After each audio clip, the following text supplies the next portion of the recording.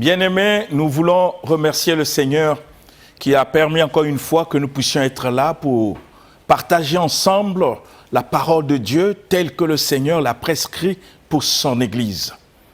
Nous sommes en train de développer un sujet important concernant la repentance. Et ce sujet, c'est parmi ce que le Seigneur a prescrit pour son Église, bien-aimée.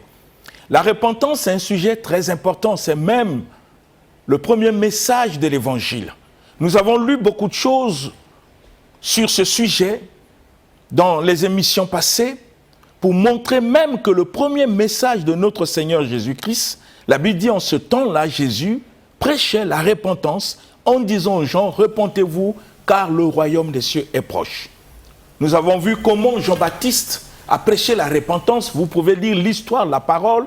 Vous allez comprendre que la repentance est au centre de la vie de ceux qui veulent servir le Seigneur. Malheureusement qu'aujourd'hui, nous ne mettons pas l'accent sur la repentance simplement parce que nous voulons faire plaisir aux gens, gagner beaucoup de personnes, leur montrer ce qui contribue à leur vie terrestre sans leur montrer l'évangile tel que le Seigneur l'a prescrit. Nos églises, parfois, c'est rempli des âmes. C'est bien d'être fier de constater que tu peux avoir 3000 âmes, 5000 âmes. Ce n'est pas une fierté si dans ta conscience, tu ne sais pas quel est le message que tu donnes à ces personnes pour qu'ils deviennent ce que Dieu attend d'eux. Nous le parlons et nous ne cessons de nous parler au cours de cette émission que nous devons comprendre que le Seigneur nous a dit dans sa parole que mes voix ne sont pas vos voix et mes pensées ne sont pas vos pensées. Nous devons comprendre ce que Dieu attend de nous, ce que nous devons enseigner, ce que chaque chrétien doit être en fonction de la révélation de sa parole. Sans repentance, bien-aimés, il n'y a pas de vie chrétienne. Sans repentance, il n'y a pas de vie chrétienne. Nous allons constituer un groupe de religieux, mais pas des chrétiens. Parce que tout véritable chrétien doit passer par la repentance. Nous avons vu comment les apôtres ont prêché, ce qu'ils ont enseigné. Et j'aimerais que nous puissions lire un passage que nous avons lu le mardi passé sur le livre de Actes des Apôtres pour comprendre ce que le Seigneur, Actes des Apôtres, chapitre 26, nous lisons le verset 19 au verset 20 pour que nous comprenions le souci qui était dans le cœur de ceux qui nous ont précédés, ceux qui ont prêché l'évangile avant nous. Qu'est-ce qu'ils ont enseigné au peuple de Dieu? Lisons le livre de Actes des Apôtres, chapitre 26, verset 20. Que dit la parole? Actes des Apôtres, chapitre 26, au verset 20, dans la version Louis II, nous lisons notre Seigneur Jésus-Christ. Amen. À ceux de Damas d'abord, puis à Jérusalem, dans toute la Judée et chez les païens, j'ai prêché la repentance et la conversion à Dieu avec la pratique d'œuvres dignes de la repentance. Si on peut nous lire aussi le verset 19. Le verset 19 de Acte 26, nous lisons notre Seigneur. Amen. En conséquence, roi Agrippa, je n'ai point résisté à la vision céleste. Amen. Amen. Bien-aimés, nous voyons comment l'apôtre Paul était en train d'expliquer à une autorité de l'époque, Agrippa, c'est un roi, une autorité. Il a dit au verset 19, en conséquent, roi Agrippa, parce qu'on l'avait arrêté. Et il expliquait ce que lui prêchait. Il dit, roi Agrippa, je n'ai point résisté à la vision céleste. Quelle était cette vision céleste dont il parlait? Qu'est-ce que le Seigneur lui avait recommandé? Qu'est-ce que le Seigneur lui avait confié comme évangile? Ce qu'il devait prêcher. Il explique devant le roi Agrippa qui n'a pas résisté à la vision céleste. Et il explique le contenu de cette vision céleste, le message qui était dans cette vision céleste. Qu'est-ce qu'il dit? Il dit, oh roi Agrippa, je n'ai pas résisté à la vision céleste, à ceux de Damas d'abord. Vous voyez, il explique les villes auxquelles il a annoncé l'évangile. Il dit à ceux de Damas, d'abord, puis à Jérusalem. Ça veut dire qu'il montre les contrées auxquelles il passait pour prêcher l'évangile, le message que le Seigneur a prescrit pour son Église, le message que l'humanité doit écouter et comprendre. Et l'apôtre Paul explique exactement ce qu'il a fait conformément aux recommandations du Seigneur. Il a commencé par Damas, en Syrie, et à Jérusalem. Et il a traversé toute la Judée et chez les païens. Voyez, Damas, en Syrie, Jérusalem, les contrées de la Judée et chez les païens. Bien-aimés, qu'est-ce qu'il enseignait? Il dit, j'ai prêché. Il n'a pas prêché la richesse. Il n'a pas prêché les visas. Il n'a pas prêché la bénédiction. Je ne dis pas que la bénédiction n'est pas un message biblique. Non. Mais le message que nous devons d'abord donner au peuple pour le salut. C'est ça ce qu'il a prêché. Donc tous ces contrées citées, des villes auxquelles il est passé, l'apôtre Paul n'a pas enseigné autre chose. Parce que je vous ai dit, sans repentance, il n'y a pas de vie chrétienne. Sans repentance, ne vous trompez pas, n'imaginez pas votre manière de vivre la vie de Dieu.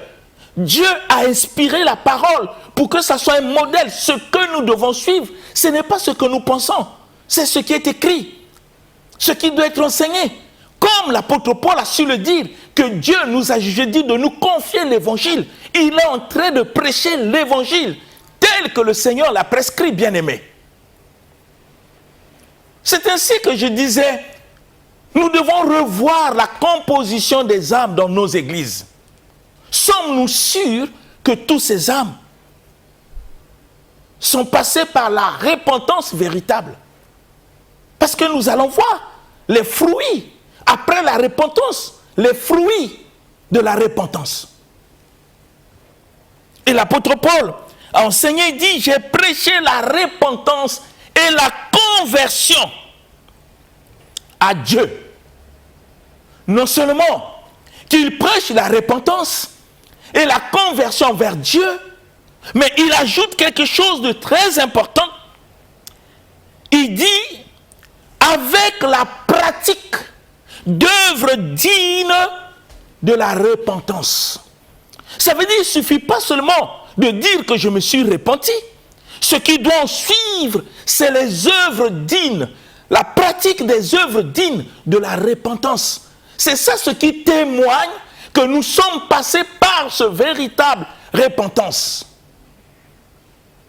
Nous sommes passés par la véritable repentance. Parce que la repentance n'est pas une confession, c'est une vie. Ça doit produire des fruits dans la vie de la personne qui s'est décidée de se repentir. C'est ce que l'apôtre a enseigné. Quand il y a une repentance, nous voyons le rayonnement d'une vie chrétienne conforme à la parole de Dieu. On n'a pas besoin de fabriquer. On n'a pas besoin de pousser des gens à faire ce que nous voulons. Dieu lui-même a inspiré la parole pour que nous voyions le modèle de ce que nous devons être conformément à sa volonté. C'est là où le Seigneur dit, mes pensées ne sont pas vos pensées et mes voix ne sont pas vos voix. Si ceux qui nous ont précédés, comme la parole le dit dans le livre de Actes, que l'Église est basée sur le fondement des apôtres et des prophètes, ils ont placé le fondement. Ils ont commencé le fondement par la repentance. Ils n'ont pas pris le message de la repentance à la légère, parce que la vie chrétienne en dépend. Vous comprenez les conséquences? Pourquoi dans nos églises, parfois nous avons des comportements qui laissent à désirer? C'est se poser la question. Est-ce que nous avons enseigné à ce peuple l'importance de la repentance dans leur vie pour accéder au service du Seigneur? Est-ce que nous avons montré aux gens l'importance du message de la repentance avant qu'ils puissent servir le Seigneur? Ce message, quand Jean-Baptiste est venu, il a commencé, lisez même dans l'Ancien Testament. Même le Seigneur lui-même fait remarquer quand une personne fait naufrage par rapport à sa foi. Dieu dit, je connais tes œuvres, je connais comment tu as commencé, mais ce que j'ai contre toi, c'est que tu as perdu. Au moins que tu te répandes. Toujours la repentance pour nous amener à être en conformité avec la volonté du Seigneur. Mais aujourd'hui, parfois, nous nous posons la question, qu'est-ce que nous enseignons? Quel est le message que nous transmettons au peuple? Il y a beaucoup de messages de flatterie, des promesses inutiles, à des personnes qui ne sont pas converties, à des personnes qui n'ont pas le cœur en Dieu, bien-aimés. Jésus a rencontré de telles personnes qui les suivaient en masse, qui chantaient Hosanna, qui chantaient à sa gloire. Mais ça n'a pas attiré l'attention du Seigneur Jésus-Christ. Dieu n'a pas besoin d'une masse ou d'une foule, mais il a besoin de la qualité des personnes transformées par la repentance en écoutant l'évangile. Je vous l'ai dit ici au cours de cette émission, même le jour de la Pentecôte, quand l'apôtre Pierre a prêché, écoutez-moi bien-aimés, la Bible nous enseigne que les gens avaient le cœur vivement touché. C'est déjà un acquis. Mais l'apôtre leur a présenté le message de la repentance, l'évangile. Il leur a dit, malgré que votre cœur est touché, repentez-vous. Prenez une décision de changer. Un engagement de devenir ce que Dieu attend de vous. Si cet engagement n'est pas sincère du fond de votre cœur, malgré votre repentance, rappelez-vous de ce que l'apôtre a dit, il y a la repentance qui amène à la mort, il y a la repentance qui amène vers le Seigneur. Nous devons nous rassurer d'une repentance sincère de ceux qui fréquentent l'église. Nous ne devons pas leur dire des choses qui contribuent à la vie de la chair pour les maintenir captifs, à être encore 2 fois plus charnels que les païens. Vous comprenez? La repentance est un sujet important auquel tout chrétien, toute personne qui s'engage à servir le Seigneur doit passer par la repentance. Non seulement que nous devons nous repentir, mais il faut que nous puissions aussi manifester la pratique des œuvres dignes de la repentance. La pratique des œuvres dignes, que la parole appelle les fruits même de la repentance. Ça doit être manifeste dans notre comportement, dans notre attitude, dans notre manière de faire, pour que ces œuvres témoignent que nous sommes passés à la repentance véritable. Dans le livre de Actes 17, je suis en train simplement de vous rappeler ces passages pour que vous compreniez quand on va rentrer sur les fruits, pour qu'on ne puisse pas se perdre. Actes des Apôtres, chapitre 17, le verset 30. Que dit la parole? Actes des Apôtres, chapitre 17, verset 30. Actes des Apôtres, chapitre 17, au verset 30, nous lisons notre Seigneur Jésus-Christ. Amen. Dieu, sans tenir compte des temps d'ignorance, annonce maintenant à tous les hommes, en tout lieu, qu'ils aient à se repentir. Amen. Amen. Même Dieu lui-même, c'est le souci qui est au fond de son cœur. Nous avons vu ce que l'apôtre Paul a dit au roi Agrippa. Comment il n'a pas pu résister à la vision céleste qu'il envoya pour annoncer le message de l'évangile pour le salut de l'humanité. Et nous avons vu comment l'apôtre Paul, au niveau de Damas, à Jérusalem, en Judée, et chez les païens, il n'y a qu'un seul message pour ramener les gens vers le Seigneur, la repentance.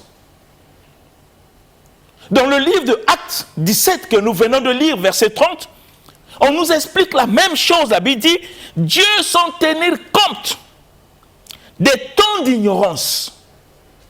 Il ne tient pas compte de temps d'ignorance.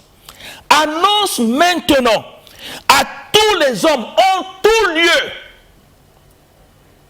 bien-aimés, en tout lieu, Nous pouvons aller prêcher l'évangile en France, aux États-Unis, en Asie, prêcher l'évangile à l'intérieur, dans nos départements, en tout lieu.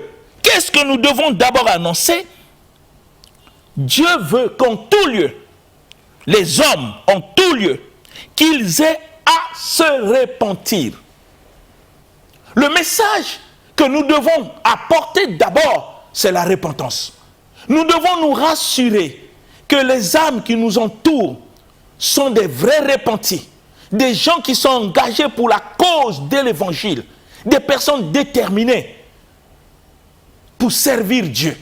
Pas ceux qui viennent pour faire des aventures, pas ceux qui viennent simplement pour chercher le mariage, pour chercher les bénédictions, pour chercher les guérisons. Le Seigneur Jésus, en son temps, quand il était sur la terre, a connu des mêmes personnes.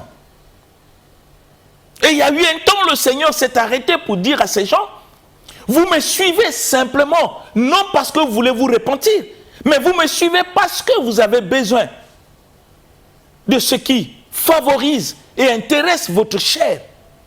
Vous me suivez parce que vous avez mangé du pain, parce que vous avez vu les miracles. Dit le Seigneur Jésus. Il dit, si vous ne mangez ma chair et que vous ne buvez mon sang, or la chair du Seigneur, c'est la parole. Parce que la parole nous enseigne que la parole s'est faite chair. Cette parole qui est au commencement s'est faite chair. En elle était la vie. Or le sang, c'est la vie. Pour accepter la parole, il faut que je puisse me repentir. Sans repentance, il est impossible, bien-aimé, que la parole puisse avoir des effets dans notre vie. La Bible nous enseigne d'une manière claire pour que nous puissions réaliser quel genre de chrétiens sommes-nous. Comment nous sommes devenus chrétiens? Comment on est devenu chrétien? Croire en Dieu, tout le monde peut croire en Dieu. Même les féticheurs, même les païens peuvent croire en Dieu. Les démons croient en Dieu. Mais la question que nous devons nous poser, comment sommes-nous devenus chrétiens? Par quelle voie nous sommes devenus chrétiens? Parce que le Seigneur dit, il est le chemin. Il est le chemin. Il n'est pas un chemin, il est le chemin, c'est l'unique voie. S'il était un chemin, ça veut dire qu'il y en a plusieurs. Mais le Seigneur dit, il est le chemin, la vie et la vérité. Des articles définis. Et nous pouvons nous poser la question, par quel chemin, par quelle voie sommes-nous devenus chrétiens si nous ne sommes pas passés par la repentance véritable, un engagement du cœur auquel nous disposons notre cœur à obéir et à marcher conformément à ce que le Seigneur attend de nous. Comment sommes-nous devenus chrétiens si nous ne sommes pas passés par la repentance véritable? Si nous n'avons pas compris l'engagement que nous avons pris de suivre le Seigneur? Si notre cœur ne s'est pas décidé pour devenir ce que Dieu attend de nous? Vous ne voyez pas, bien-aimés, si nous n'avons pas subi la repentance conformément à ce que le Seigneur enseigne dans sa parole, mais on va devenir un problème pour l'œuvre de Dieu. On va devenir un problème dans l'Église. Parce que nous ne sommes pas passés par la repentance. La repentance, c'est une prise de conscience. La repentance, c'est un engagement. La repentance, c'est la détermination de changer de direction. La repentance, c'est accepter de ne plus vivre la vie qu'on vivait avant pour vivre tel que Dieu le veut. Mais on le fait avec notre cœur, avec notre conscience, bien-aimé. Ce n'est pas l'amusement, ce n'est pas des aventures. C'est une question de responsabilité et une question de vie, bien-aimé. quel genre de repentance nous avons subi pour dire aux gens que nous sommes chrétiens? Qu'est-ce qui montre dans notre vie que nous sommes chrétiens? Si nous ne produisons pas, tel que la parole enseigne, les fruits dignes de la repentance. Regardez le livre de Luc, chapitre 3. Le verset 8. La parole nous enseigne quoi? Luc 3, verset 8.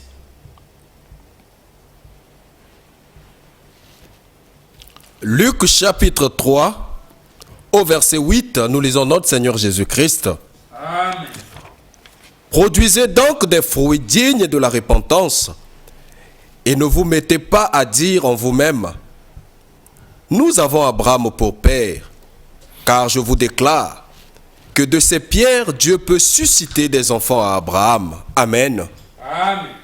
Voyez, quand on passe par la repentance, ipso facto, il faut qu'il y ait des fruits de cette repentance. C'est ainsi que, dans le livre de Luc, Jean le Baptiste le dit d'une manière claire. Produisez donc des fruits dignes de la repentance. C'est-à-dire qu'il ne suffit pas seulement de dire aux gens que je me suis repenti, mais il faut qu'on constate après la repentance, il y a des fruits de cette repentance. Des fruits dignes, pas des fruits fabriqués. Des fruits dignes qui sont précédés par la repentance véritable. Produisez des fruits dignes. Est-ce que nous portons dans notre vie ces fruits dignes de la repentance? Si nous sommes des repentis, si nous avons prêté ce chemin de l'évangile auquel le Seigneur nous exige la repentance avant de le servir, avant de le suivre, avant de déclarer que nous sommes enfants de Dieu, la première des choses que nous devons prendre conscience, c'est la repentance. La décision de refuser de vivre une vie charnelle. La décision de faire volte-face par rapport à notre vie passée.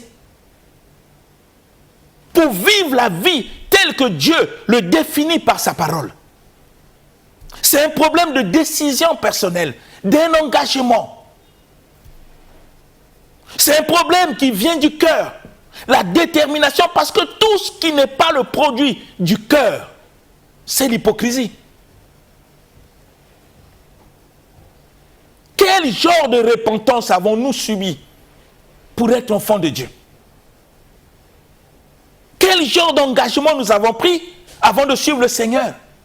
Quelle conscience nous avons de notre vie passée, du péché, de notre comportement qui n'honore pas le Seigneur, en prenant la décision de ne plus vivre de cette manière pour devenir ce que Dieu veut? Quel engagement nous avons pris dans notre cœur? Ça fait que on est chrétien, mais on continue à vivre comme un païen. On continue à faire des choses comme un païen, même si on le fait en cachette. C'est la preuve que nous n'avons pas subi la repentance véritable. Parce que les fruits ne se font pas voir par notre comportement, par notre attitude, même quand on est seul. Et on est fier de dire aux gens qu'on est chrétien. Est-ce que tu l'es vraiment? Ou tu ne sais pas de quoi tu parles?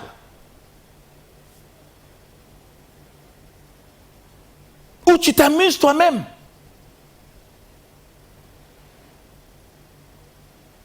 Comment tu peux continuer à mentir quand tu sais que ta vie ne reflète même pas les fruits dignes de la repentance? Personne ne doit te le dire. Par ta conscience, tu sais qui tu es. Et tu sais ce que tu fais. Est-ce que ce que tu fais, ce que tu poses comme acte est vraiment les œuvres dignes de la repentance? Est-ce que les fruits que tu produis démontrent à suffisance que tu es passé par la repentance afin de dire aux gens que tu es chrétien? Tu le dis sur base de quoi? Est-ce que c'est parce que tu fréquentes l'église? Est-ce que fréquenter l'église fait de toi chrétien? Assister au culte, est-ce que ça fait de toi chrétien? Il y a une responsabilité d'engagement, bien-aimé. Si nous ne comprenons pas ce que Dieu attend de nous, nous pouvons préparer l'enfer tout en étant membres d'une église, tout en servant Dieu. Il y a eu des personnes comme ça qui se sont amusées dans leur vie en cherchant à faire des démonstrations de miracles. Ils l'ont eu. Qui était leur inspirateur, qui leur a donné cela, parce que le vrai miracle de Dieu est la confirmation de sa parole. Mais si je ne suis pas dans sa parole, parce que sa parole m'enseigne à me repentir, refuser de se repentir tel que Dieu le veut, je suis en dehors de la parole du Seigneur. Il faut que je pose la question, qui suis-je? Il y a eu des personnes comme ça. Et au dernier jour, ils sont venus devant le Seigneur pour dire, Seigneur, n'avons-nous pas fait des miracles en ton nom? N'avons-nous pas chassé les démons en ton nom? Mais ils ne parlent pas de leur vie. Ils parlent des faits extérieurs à leur comportement. Ils n'ont pas dit, Seigneur, nous n'avons pas abandonné le vol, nous n'avons pas abandonné la fornication, l'adultère, nous n'avons pas abandonné ceci. Ils n'ont jamais dit ça. Mais eux, ils voient les miracles. Ils oublient que le diable est capable d'opérer les miracles. Parce que le Seigneur l'a dit dans sa parole. Que le faux prophète fera des grands prodiges et des grands miracles. Ça sort de la bouche de Jésus. Donc le miracle n'est pas seulement propre à Dieu. Le diable opère. Les magiciens opèrent. Dans la ville de Samarie, ils ont connu un grand magicien appelé Simon, qui a épaté le peuple avec des miracles extraordinaires, au point où le peuple a cru que cette puissance venait de Dieu. Et ils ont dit ça au Seigneur. Mais quelle était la réponse du Seigneur? Je ne vous ai jamais connu. Je ne vous ai jamais. Dieu ne dit pas que je ne vous ai plus connu. Comme s'il les connaissait avant. Dieu dit, je ne vous ai jamais connu. Vous qui commettez l'iniquité, Dieu attaque la vie. Vous qui commettez l'iniquité. Mais parce qu'ils ne se sont pas repentis. Ils ont gardé leur vie charnelle. Ils ont pensé que les miracles qu'ils faisaient venaient de Dieu. Si nous ne passons pas par la repentance, nous nous exposons à beaucoup de choses, bien-aimés. La repentance fait partie de la volonté parfaite de Dieu. Rappelez-vous de ce que le Seigneur lui-même a dit dans le livre de Matthieu 7, 21, il dit, ce n'est pas tout ce qui m'appelle Seigneur. Nous allons le lire pour que nous puissions comprendre.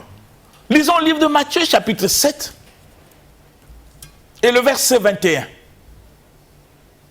Que dit la parole?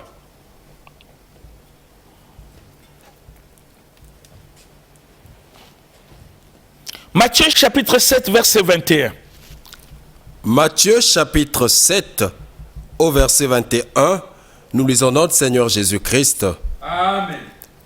Ceux qui me disent, Seigneur, Seigneur, n'entreront pas tous dans le royaume des cieux, mais celui-là seul qui fait la volonté de mon Père qui est dans les cieux. Amen. Amen. Ceux qui me disent Seigneur, Seigneur, nous pouvons être nombreux à dire aux gens Seigneur, Seigneur, ça ne fait pas de nous des chrétiens. Parce que le Seigneur lui-même, il dit, ce n'est pas en disant qu'il est Seigneur que tu es chrétien, que tu es dans sa volonté. Il dit celui-là, individuel, comme le salut individuel, celui-là seul qui fait la volonté de mon Père qui est dans les cieux. Mais quelle est la volonté de Dieu? Quelle est la volonté de Dieu? Quel est le souci de Dieu? Quelle est sa volonté, bien-aimée? Le livre de 2 Pierre nous dit la volonté de Dieu. Lisons le livre de 2 Pierre. 2 Pierre, bien-aimé. Chapitre 3. Nous allons voir ce qu'est la volonté de Dieu. 2 Pierre, chapitre 3.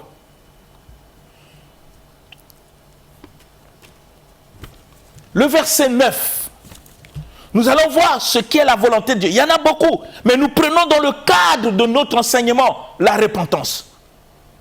Parce que Jésus a dit, ce n'est pas tous ceux qui m'appellent Seigneur, Seigneur, qui rentreront, mais c'est celui-là seul qui fait la volonté. Quelle est la volonté de Dieu? Qu'est-ce que Dieu attend de nous? Qu'est-ce que Dieu veut que nous puissions faire? 2 Pierre, chapitre 3, verset 9. Que dit la parole? 2 Pierre, chapitre 3, au verset 9, nous lisons notre Seigneur Jésus-Christ. Amen. Le Seigneur ne tarde pas dans l'accomplissement de la promesse, comme quelques-uns le croient, mais il use de patience envers vous, ne voulant pas qu'aucun périsse, mais voulant que tous arrivent à la repentance. Amen. Amen. La volonté de Dieu, le souci que le Seigneur a dans son cœur, c'est le souci de voir des personnes, des femmes et des hommes repentis. Les gens disent, le Seigneur vient bientôt. Pourquoi il ne vient pas? Mais vous voyez sa volonté. Qu'est-ce que la parole nous dit? Le Seigneur ne tarde pas dans l'accomplissement de ses promesses. Il ne tarde pas. Comme quelques-uns le croient. Mais il use de patience. Pourquoi Dieu use de patience envers nous? Il y a une raison. Dieu use de patience envers nous. Ne voulons pas qu'aucun périsse. Dieu ne veut pas la mort du méchant. Il ne veut pas la mort de ceux qui vivent dans le désordre. Non, il ne veut pas. Il ne veut pas que tu continues à vivre cette vie que tu vis qui va t'amener à la mort. Parce que le salaire du péché, c'est la mort. Dieu use de patience pour toi. Parce qu'il veut te voir atteindre et arriver à la repentance, ce que dit la parole. Il use de patience envers vous, ne voulant pas qu'aucun périsse, mais voulant que tous, sans exception, arrivent à la repentance. Voilà la volonté de Dieu. Voilà le souci de Dieu.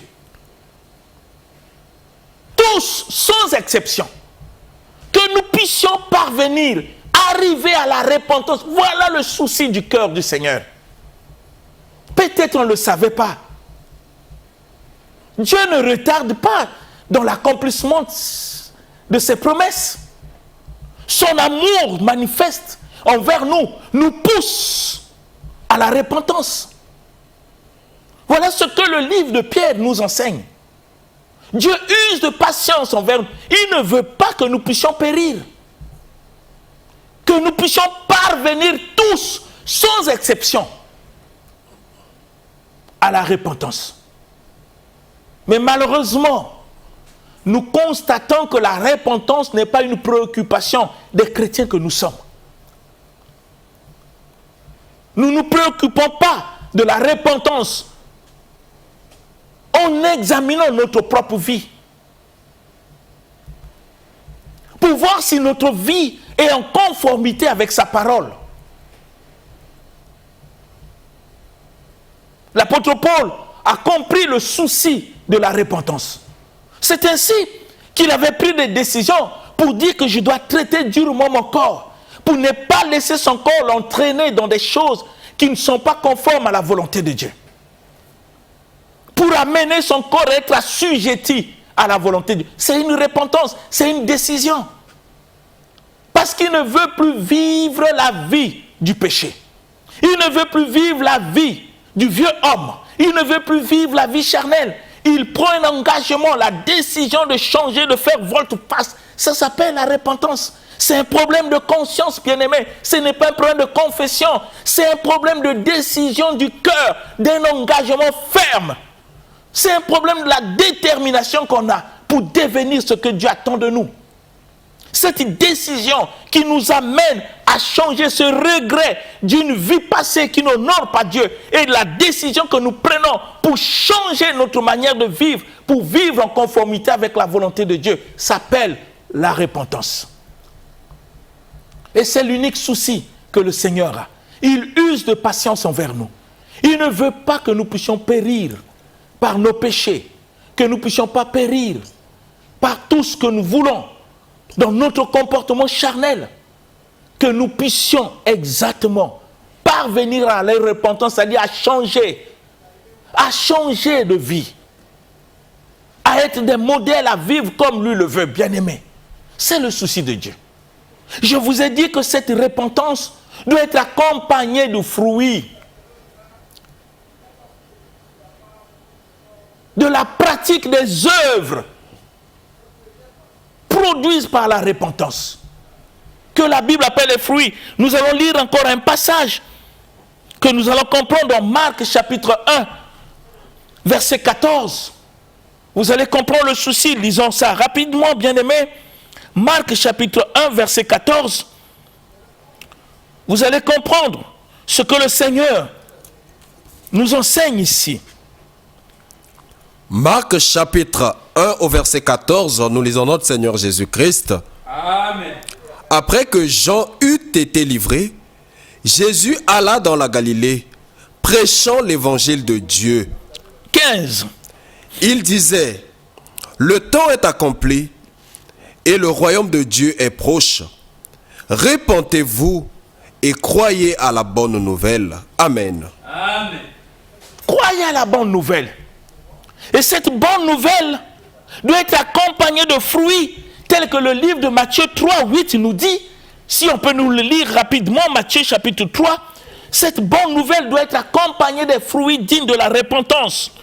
Dans Matthieu chapitre 3, le verset 8, la parole nous dit...